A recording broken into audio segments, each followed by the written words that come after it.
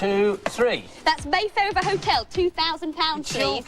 Hello, on Bad Influence today, how board games like Monopoly are being given a digital dimension. Can I give you my get-out-of-jail-free card? No, cash only. All right, then. Our main review this week is Asterix on the SNES. One more.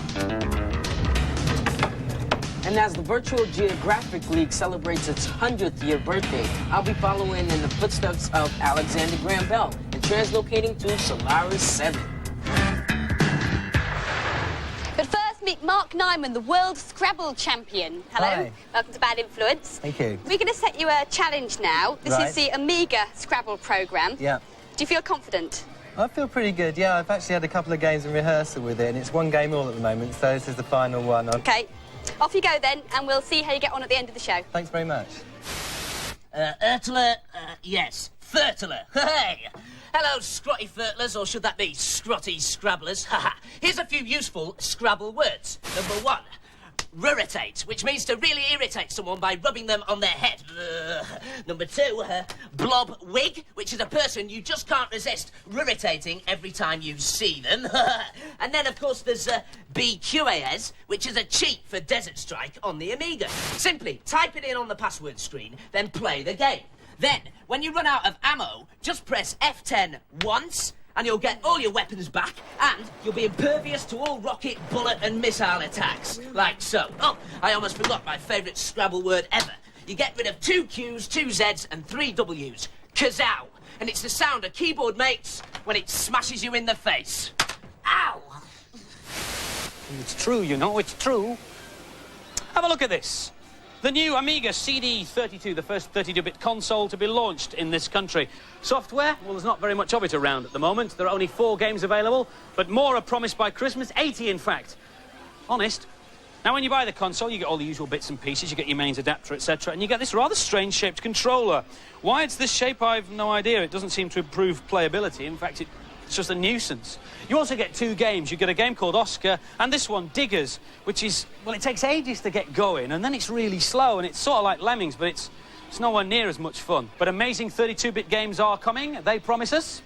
This is called Rise of the Robots, a futuristic beat-em-up that makes full use of the machine's huge palette of over 16 million colours. And, like any CD system, it makes full use of CD-quality sound and CD-quality music. And as we've said so many times on this programme before, you get a better value of game for your money on CD than you do from a floppy or a cartridge. And that's because, of course, a CD can hold so much more information. This, I'm sure you'll recognise as James Pond Robocod. But on the CD32, this game has an amazing 140 levels. I only hope they've included level codes. The comic book character Asterix is pretty popular. He sold over 20 million books, has starred in his own series of animated films, and has even got his own theme park in France. Now he's starring in his own SNES game. The year is 50 BC. Obelix has been captured by the invading Roman army, so Asterix, with a little help from the canine dogmatics, has to go and get him back. Here's Adam in ancient Gaul. This is a kind of run-of-the-mill platform game that all the companies have been coming out with for quite a while. There's not a lot to it. All you're doing is picking up objects and smacking things. But there's a lot of levels, so you can keep going for ages. You've got a pretty typical sequence here, lots of jumping around. If you look at the bottom of the screen here, Dogmatic bites a soldier, stopping him from attacking me, which is useful. As you can see here, there's a lot of jumping. That potion there makes it temporarily invincible, so you can charge through the enemy and smack them up without having to take any damage. That's another useful point. Unfortunately, you just get bored by the game. There's just all this jumping around and there's nothing to do. I mean, you just jump in here between clouds. What's the point? Here, you have to jump on the boss back to avoid being damaged by the hedge. These coins here, when you have 100 of them, will give you an extra life. A rip-off move off Mario, which the game is desperately trying to be, but doesn't cut it at all. One interesting feature is that after an hour of play, continuous, this screen comes up telling you that you ought to take a break. Personally, I don't know why anyone would want to play this game for an hour continuously.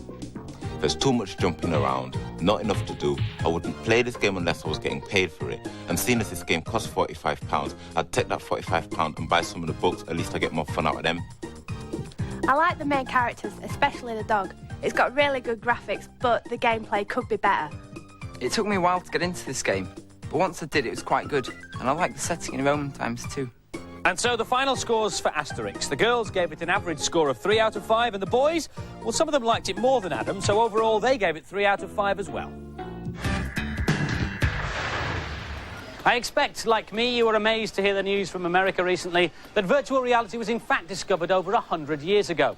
The mysterious Virtual Geographic League have just revealed the fact that they've been exploring cyberspace since the turn of the century. But now they need more funds for research, and so they've had to open their doors to the public. And among them was our own Z Wright. It's 10:30 at night in London. It's just after lunch in Walnut Creek, California. And it's, later than I thought on Solaris 7. I'm in the headquarters of the Virtual Geographic League. It was from this very same building that some of the bravest adventurers in history set out to explore cyberspace. And I'm about to join them. All pilots for Alpha 4. Alpha 4, please report to the departure area. Attention, all pilots for Alpha 4. Oh, excuse me, that's my mission.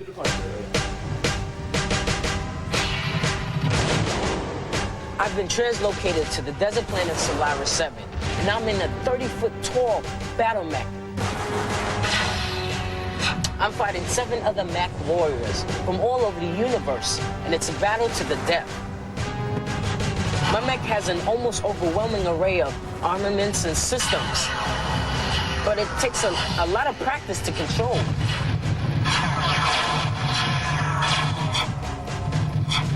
Get you next time. After returning to Earth and the decontamination procedures, VGL pilots love to gather around the debriefing monitors and compare notes on tactics. But I have a more important task, to discover more about the history of the Virtual Geographic League from board member Tim Disney. Most of the history of the Virtual Geographic League remains shrouded in mystery, but we do know a few things, primarily that it was founded in 1895 by Alexander Graham Bell and Nikola Tesla with the goal of discovering and exploring other universes. Isn't it dangerous? Well, there have been a few incidents in the history of the League. The containment bay, you'll notice it's a heavily reinforced structure. That's for a reason. There have been a few episodes of unwanted hitchhikers making the journey back to Earth. And some resulting mayhem. But we've really improved our safety standards, and in fact, we've only lost 11 pilots over the last 25 years of interdimensional travel. So we're quite proud of our safety record. In fact, I brought you here this operator's manual, and I suggest you pay very close attention to the regulations concerning safety in Chapter 6. Chapter 6. All pilots for Beta 6. Beta 6, please report to the departure area. Tim, that's my mission. I gotta go. Good luck, Z. Hey, don't forget, Chapter 6. My next translocation is to Mars, the Red Planet, in the year 2053. Hey, no pressure. It's just a Martian death race. On the Red Planet, I'll be flying in a dangerous hovercraft race with my fellow adventurers. Yeah, the lower to the ground you are, the faster you go. Taking the roles of enslaved or miners.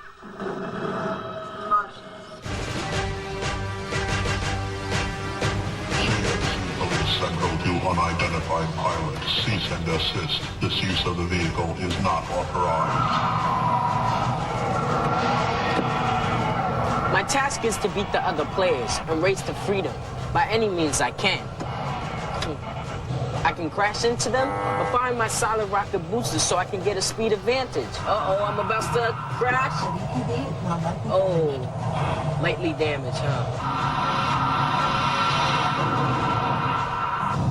Oh, man. This blew up. Now I'm in 3rd place. The other crafts are being controlled by real players, so every adventure is different. Hey, I did pretty good. This is my pilot log sheet. It tells me how many points I got, who I collided with, and how many violations I notched up. Oh well, back to reality.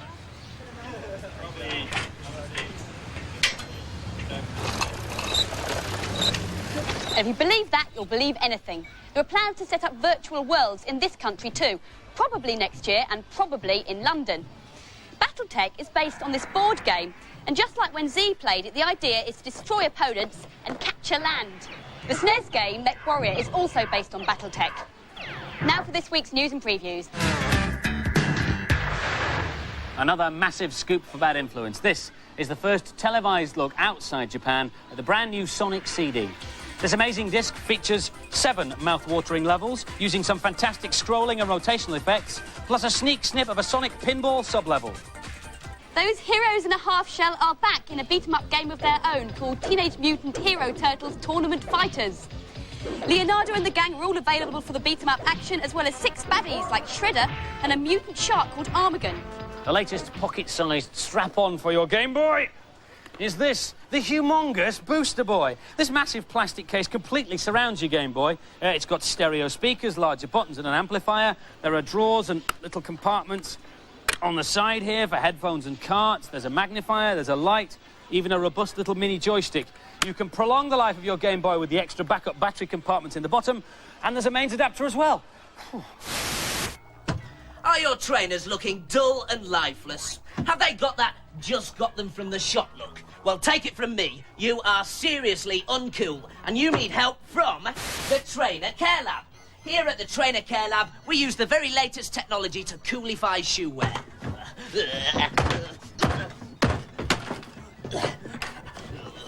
Right, fellas, while they're fermenting, here's a really cool tip for Cool Spot on the Mega Drive.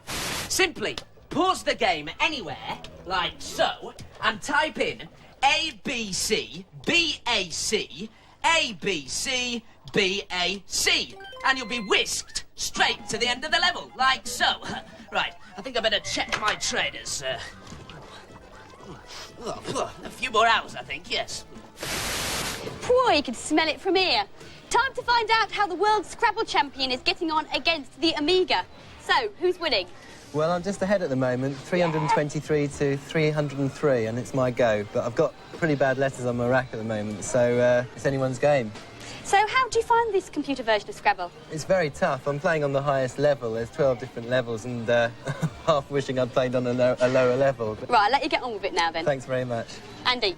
It's not just Scrabble that's enjoying the digital treatment. Lots of other family favourites are enjoying a new lease of life as toy companies convert their bestsellers to video format, coincidentally just in time for Christmas. This is Monopoly on the PC. Now, at first glance, it may look about as useful as a chocolate fire guide, but think about it. There are advantages to binning the cardboard in favour of the computer. There are... Well, for example, you don't have to argue with the computer about who gets to be the top hat, do you? Anyway, you can play against up to 7 other computerised characters. They've all got their own quirky little personality traits. Some of them are quite bright, and some of them are quite thick. And you can save the game so that you don't have to pack up the board like you do normally. And well, that's it, really. This is Mahjong. In this particular version of the game, the basic idea is to get rid of all the tiles by matching them up, like that's a pair. Before each game, you have to sort out the tiles and lay them out in different ways. There are loads of different ways to do this, and it takes ages. That is not a problem, however, on the SNES version of the game, which is called Shanghai 2. This is a basic pattern. Now, I'm just getting rid of the tiles by exactly the same principle. I'm finding a tile which has got 2 bare edges next to each other, clicking them on them with the joypad, and they're disappearing. And then I think I'm going to be stuck for a bit. Even old favourites like battleships have been given the full treatment. In this, the CDI version of battleships, they've tried to spice it up a little bit by putting actual sea warfare footage in the bottom left-hand corner of the screen there, which depicts what's going on, whether it's a hit or a miss or whether the ship's sunk and so on. Hits are red, misses are white. If you sink all his ships before he sinks all yours, you've won, or vice versa. And apart from that, it's just like the game I played at school. Check. And of course there's chess, which was the first board game ever to get computerised. It's only recently that the software has begun to appeal to anyone who's less than a grandmaster. This is Battle Chess 4000. The board is a battlefield with 32 digitised clay models acting as the pieces. Pawns trade blows with castles, and queens bash bishops to bits. And this is the manic National Lampoon chess. The crazy characters have been brought to life from digitised footage of real actors. They have raging animated battles and are pestered by the Grandmaster, who sends down all manner of weird creatures to plague them. It's more interesting than watching Short and Kasparov. But for all the technical jiggery-pokery of the computer games, for me, there's nothing better than actually arguing with Violet about whether she owes me money for the rent on Piccadilly. You do! I do you not! Do. I don't! And now for some more games reviews. Alfred Chicken on the Amiga sees our plucky hero on the trail of the Mecha Chickens, who've stolen all the eggs and also Alfred's girlfriend. Here's Lisa to unscramble the mess. When you first begin to play this game, it's difficult to control Alfred and to understand the game. But after a while of playing, you begin to master the manoeuvres. This is level 3, wood. You can tell from the pieces of wood about nails and bits of leaves. I'm now going through a secret entrance into a room where there's a flower. Now if I collect this telephone, she will give me a special weapon. which is in shape of jam, I can now fire and collect these objects for points. This game is worse than any other platform game I've played. It's very difficult to manoeuvre. This seems like a very basic game compared to some Amiga releases. It might appeal to younger players, but it didn't appeal to me. I really hate this game. The gameplay is really basic. And the scores for Alfred Chicken: the girls gave it a paltry 2 out of 5, and the boys gave it a foul 2 out of 5. Gunstar Heroes on the Mega Drive is a fierce 1- or 2-player shoot-'em-up. The story goes that an evil villain has stolen 4 magical crystals and intends to take over the world. Here's the gun-toting lead to the rescue. This is one of the best ever games for the Mega Drive. It's very fast and you don't know what's going to happen next. This is 7 Force. He's the end-level boss on level 2. Once you have defeated him, he transforms into another boss, which you have to keep defeating. At the beginning of the game, you can choose from any of 4 different weapons. You can also collect other weapons through the game, so you have 2, and they can be combined. You don't have to repeatedly keep pressing the fire button, you just have to hold it down. This is a definite game to buy, especially if you enjoy action games, and there's the added bonus of having 2 players. I like this game, it's really good. The graphics are good as well, but it is confusing when there is 2 of you on the screen. This is a very good game. If you like shooting games, it's a very good buy. It's a lot better than average. And the scores for Gunstar Heroes. The girls gave it an excellent score of 4 out of 5, and the boys agreed. 4 out of 5 from them. No, not quite ready yet. A lot of people ask me how the head caption system works. Well, basically, I've had all my hair surgically removed and replaced with a very special material I invented called Rudro. At a distance, it looks like real hair, but close up, you can probably see it's made up of hundreds of tiny insects who grab the lovingly prepared captions in their pincers. I'll demonstrate with this cheat for Parodius on the SNES. Well done, tiny friends. Pause the game anywhere and type it in. BBXXAYAY up, then left, and you'll get maximum power. Hey! OK, tiny friends, you can let go now. I said you can let go. Let go, I said. Thankfully, Rudro is not available in the shops. If you want to read the data blast, set your video recorder now. Last week's competition was to win a Neo Geo and a game, and of course a Bad Influence t-shirt. The question was, from which film is this the last scene? The answer is Die Hard 2, and the lucky winner is Amanda Jane Bradbury from Linton Swaddlingcote in Derbyshire. Well done. Where? This week's competition prize is a CD32 with software. Oh, and of course, the Bad Influence t-shirts. And the competition question is very simple. What's the more common name for the chess piece known as a rook? If you think you know, give us a call on 0891 700 100. Calls should cost you no more than 25p, but get permission from whoever pays the phone bill before you call. Lines will stay open until midnight on Monday. Best of luck. Just before we go, the question that's on everyone's lips. Who is better, the world Scrabble champion or the Amiga? Who's won? Who's won? The Amiga is officially won by 6 points, but it was quite ironically at the end. I actually pressed across rather than down on my last move. So you lost because it was the computer? I won if I'd been playing on a board, but I lost because I pressed the wrong digit into the computer. At any rate, it would have been very close. It was very close. It's a great player. What was your best word? My best word was Equinia, and its best word was vortexes, which is very nice, using the X. Well, thanks for playing it for us. Pleasure. Just goes to show that a computer can almost be beaten. And finally, just before we go, tomorrow sees the launch of the game everybody's been waiting for, Street Fighter 2 Turbo on the SNES. At last, you get to control the bosses. The word is it's really good. A full review next week. Watch this space. Goodbye, farewell, adieu, au Bye-bye. revoir, auf Wiedersehen, arrivederci.